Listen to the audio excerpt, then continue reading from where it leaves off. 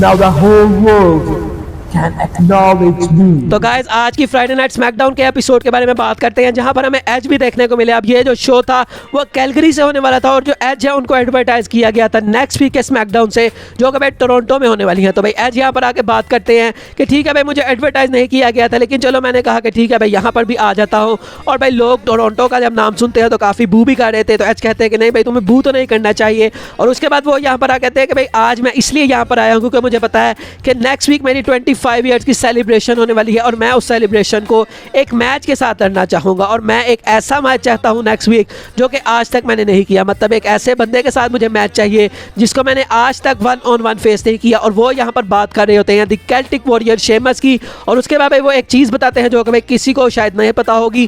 तो यहाँ पर वो बात करते हैं कि भाई अगर मैं WWE में 2020 में वापस आया तो उसका क्रेडिट मैं शेमस को दूंगा, क्योंकि भाई शेमस ने मुझे अपने शो के ऊपर बुलाया।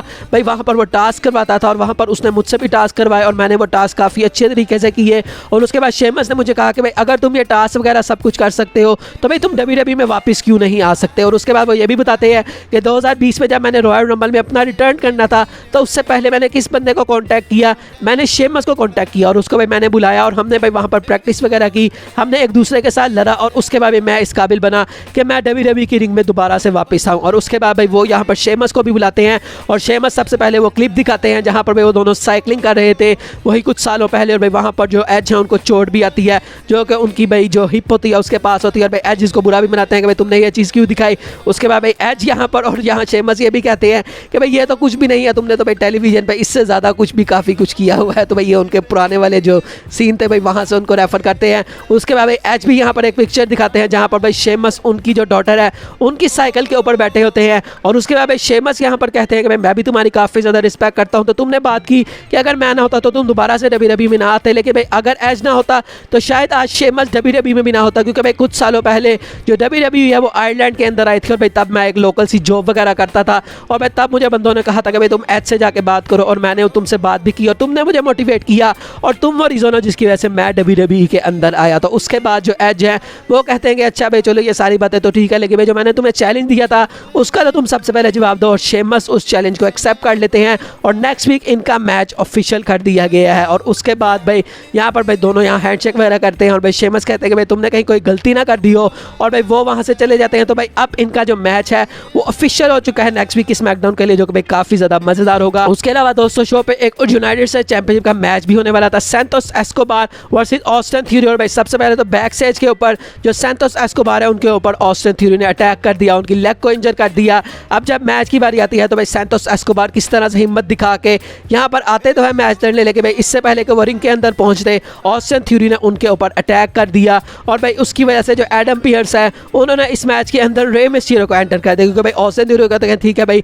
मैं जो है वो मैच को जीत गया, क्योंकि भाई मैं तो अपनी टाइटल डिफेंड करना चाहता था, लेकिन भाई मैं क्या ही करूँ, ये बंदा तो अब मेरे से फेस ही नहीं कर सकता। और इस वजह से जो एडम पियर्स है उन्होंने रे मिस्टीरियो को इस मैच के अंदर डाल दिया। तो इसका मतलब जो रे मिस्टीरियो हैं अब वो फुली ओके हो चुके हैं। तो भाई रे मिस्टीरियो ने ऑस्टिन थ्योरी के साथ मैच लड़ा और ना सिर्फ मैच लड़ा बल्कि इस मैच के अंदर उन्होंने ऑस्टिन थ्योरी को हरा भी दिया और रे मिस्टीरियो बन चुके हैं हमारे न्यू यूनाइटेड स्टेट्स चैंपियन। तो अब भाई ऑस्टिन थ्योरी के साथ क्या होगा, क्या उनका फेस टर्न होने वाला है, वो देखने में काफ़ी ज़्यादा मज़ा आएगा। अब बात करते हैं शो के मेन इवेंट की, हेल ऑफ द चीफ, जहां पर रोमन रेंज आने वाले थे। तो सबसे पहले भाई यहां पर रोमन रेंज ही आते हैं, अपनी लंबी चौड़ी एंट्रेंस करके रिंग के अंदर आते हैं। अल्बर्टा को कहते हैं टू एक्नॉलेज मी। उसके बाद भाई वो पॉल हेमन से पूछते हैं वेयर इज़ जिमी, क्योंकि भाई उनको तो ऐसा लग रहा होता है कि जिमी उसो ने जो भी कुछ किया है वो मेरे लिए किया है, वो अभी भी भाई मुझसे प्यार वगैरह करता है, वो मुझे एक्नॉलेज करता है, तो उसने बात वगैरह तो की ही होगी पॉल हेमन से। और पॉल हेमन यहाँ पर कहते हैं कि भाई मेरी उससे पूरे हफ्ते में कोई भी बात नहीं हुई, हाँ आज सुबह मेरी उससे थोड़ी सी बात हुई थी, लेकिन भाई वो तो काफ़ी ज़्यादा सॉल्टी था, मतलब वो मुझसे भाई काफ़ी ज़्यादा रूडली भाई जो है वो बात कर रहा था। और इसी दौरान रिंग के नीचे से दोबारा से जिमी उसो निकल के आते हैं। उसके बाद भाई वो आराम से रिंग के अंदर आते हैं और भाई जो ऑडियंस है वो यहाँ पर जो है यू सोल्ड आउट के चैट्स लगा रही होती है, भाई इतने क्रेजी यू सोल्ड आउट के चैट्स लगा रही होती है। तो भाई रोमन रेंज को यहाँ पर बीच में कूदना पड़ता है और वो यहाँ यहाँ पर कहते हैं कि भाई इनकी तुम्हें टेंशन लेने की ज़रूरत नहीं है, दे मीन नथिंग, मतलब इनका कोई फ़र्क नहीं पड़ता, क्योंकि भाई रोमन तो ये चीज़ इससे फेमिलियर है कि जब क्राउड उनके खिलाफ जो है वो चैंट करता है तो उन्होंने कहा भाई तुम्हें इसकी फ़िक्र करने की जो है वो ज़रूरत नहीं है। और वो यहाँ पर बात करते हैं कि ठीक है भाई तुम्हारे साथ मैं और एक जो है वो चीज़ ट्रुथ कहूँगा कि आई ओ यू वन, के भाई तुमने मेरी मदद की तो ठीक है भाई, अब तुम्हें क्या चाहिए, तुम जो चीज़ कहोगे मैं तुम्हें भाई ले दूंगा। क्या तुम्हें अगर एक कार चाहिए तो ठीक है मैं तुम्हें चार जो है वो कार ले दूंगा, तुम्हें बोट चाहिए बल्कि बोट क्या भाई मैं तुम्हें पूरा यार्ड लेके दे दूंगा, तुम्हें प्राइवेट जेट चाहिए मसला ही कोई नहीं, मैं तुम्हें प्राइवेट जेट भी लेके दे दूंगा। और जिमी ऊसो यहाँ पर रिप्लाई करते हैं I don't want anything from you. उन्होंने यहाँ पर कहा कि भाई मैंने जो समर स्लैम में जो कुछ भी किया उसका तुम्हारे साथ कोई ताल्लुक ही नहीं था। और रोमन ने इस बात को सुन के कहते हैं कि मुझे लगता है कि भाई तुम्हें शायद चीज़ें समझ नहीं आ रही, शायद मैंने चीज़ें कही हैं, तुम्हें वो चीज़ नहीं चाहिए, तुम्हें कुछ और चाहिए, शायद तुम्हें पावर्स चाहिए, तो ठीक है भाई तुम्हें मैं राइट हैंड मैन बना देता हूँ, जिस तरह से पहले भाई तुम्हारा भाई हुआ करता था तो अब तुम right hand man Jimmy Uso हो जाओगे। अब इससे पहले कि भाई जिमी ऊसो इसका कुछ जवाब देते, जे ऊसो आ जाते हैं। और भाई जे ऊसो को देख के जो क्राउड का रिएक्शन था वो काफ़ी ज़्यादा मज़ेदार था। और जे ऊसो यहाँ पर रिंग के अंदर आते हैं, जिमी ऊसो का बिल्कुल साथ खड़े हो जाते हैं, जो कि काफ़ी मुझे वियर्ड लगा। तो जे ऊसो यहाँ पर उनसे कहते हैं कि भाई 37 साल हो गए भाई हम दोनों एक साथ हैं, तुमने 37 सालों के बाद